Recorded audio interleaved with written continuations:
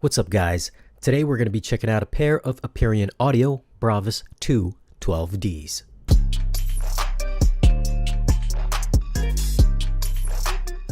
Alright, so let's get this thing unboxed and we'll see what we get inside.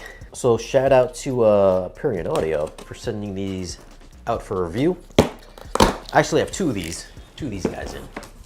Inside, right on the top here, we have a box with the owner's guide right there. Cleaning cloth, very nice. Power cord, and a plethora of feet, sorted feet. So we got some rubber feet, and then we got some spike feet as well. These are the spikes, so spike feet. Very nice. And let's take this out of the box. Then we're gonna flip it upside down. And this thing is packed quite robustly. It is encased in foam.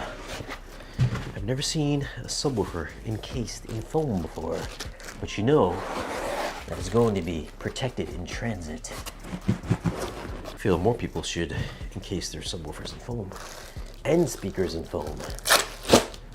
So a nice little bag here, which for some reason they tied into a knot. Sorry, Aperion, but I'm gonna have to cut your knot. Once you take it out, you're gonna be greeted with a 12-inch driver. Right there, this guy is rated down to 22 Hertz. On the opposite sides here, on the left and right side of the sub, you'll get another 12-inch. There's a 12-inch passive radiator on this side. It doesn't look like this grill comes off. On the opposite side, there is another 12-inch passive radiator. So we've got on each side, this is the front of the sub, you can tell by the logo. So we have a passive radiator here, another passive on the side, and then the active driver is going to be on the bottom. This is their matte finish, so it's anti-reflective. Well, it's got a little bit of sheen to it. So if you're going to put this in your dedicated theater room, I always like to have black as matte as possible so it doesn't reflect light coming off of your screen, your television screen, or your projector screen.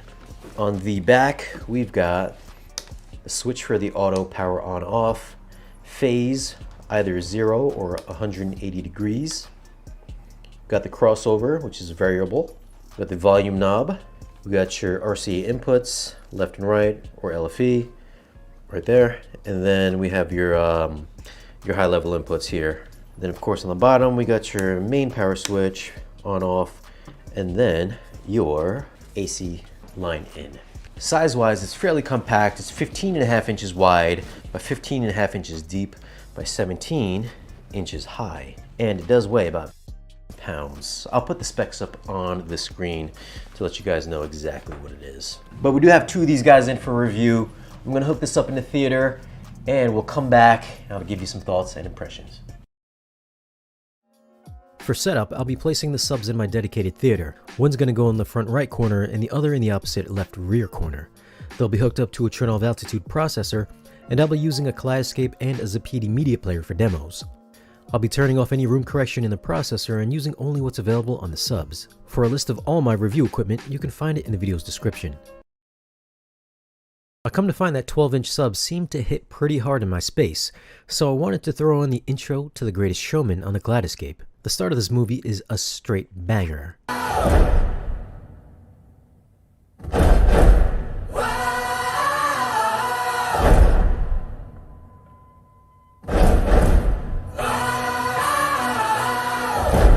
Ladies and gents, this is the moment you've waited for.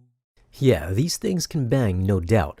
It's like watching a baseball player swing at a pitch, and all of a sudden you get that crack when the bat hits the ball. You get that same buildup with these subwoofers, then that immediate punch. They're fast, smooth, and can move a good amount of air. That being said, yes, they can crack hard, but not from a Major League Baseball player.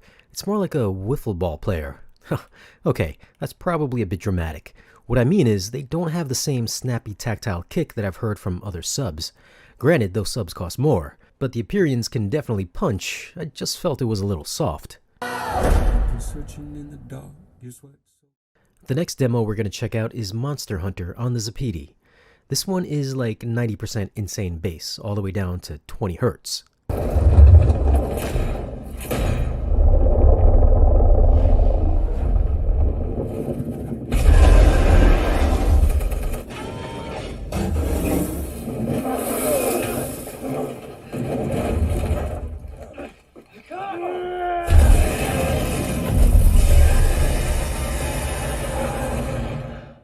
These things rock above 30 hertz. I actually thought I had damaged one of the subs because there was all this rattling coming from it, but it was just whatever was inside my walls. It was crazy. And these aren't really big subs. Just like the quick punchy nature of The Greatest Showman, I got the same sensation with all these gunshots. They made my floor shake and the walls vibrate, and these aren't really big subs. Where these fall short is that 20 hertz rumble you feel right before Diablos pops out of the ground. With larger subs, you can feel the air vibrate before you actually hear anything, below 20 hertz. Still though, everything above that gives you a big theatrical feel. And last but not least is the intro to Edge of Tomorrow on the Kaleidoscape in Dolby Atmos.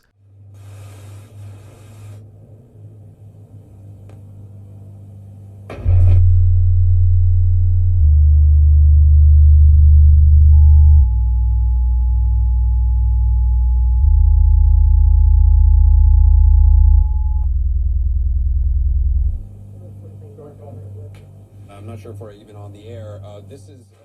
As we've established with Monster Hunter, these don't reach down into the infrasonic levels, so that air vibrating, hair on your arms moving low frequency extension doesn't exist with these subs. To be fair, even much larger subs and more expensive subs can't do this demo justice. It still did enough to make my chairs shake and piss my neighbors off downstairs, so these subs are no slouch. I did take a few measurements of my space on my main listening seat. Keep in mind that these are my responses I got from my space, so it's likely going to be very different for yours. For the front sub alone, I got a dip at 60 hertz, and for the rear sub, I got a dip around 40 hertz. This is normal for my room. Both subs combined, I got a smoother response, and they do drop off around 24 hertz. At the time of this video, a single Bravus 2 12D is $9.99. I wasn't sure what to expect from these subs since I wasn't familiar with the brand, but I'm glad I got the chance to check them out.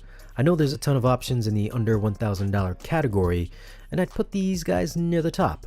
As I mentioned earlier, I felt that these were quick and punchy, but did feel a bit soft up top. I suppose it could be a result of having passive radiators to enhance their extension. If this was in a sealed cabinet, it might be a little snappier. Due to this, I'd say this isn't as refined sounding as some other subs I've heard. And again, those were pricier subs. At this price point though, it still has a musical presence which did The Greatest Showman some justice, and was a knockout for huge action movies. I personally feel that these subs excelled more for home theater rather than music. They can deliver a bombastic, huge theater-like experience, and will loosen up whatever is inside your walls. They're somewhat compact and easy to place, and at $1,000, I feel should be a worthwhile consideration if you're in the market for a new subwoofer and don't want to break the bank. So what is on your list of great sounding subs under $1,000? And have you heard the Aperion subwoofers? If so, leave a comment down below and let us know.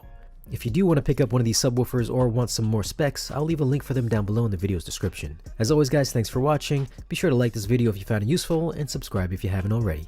And we'll see you guys again in the next video.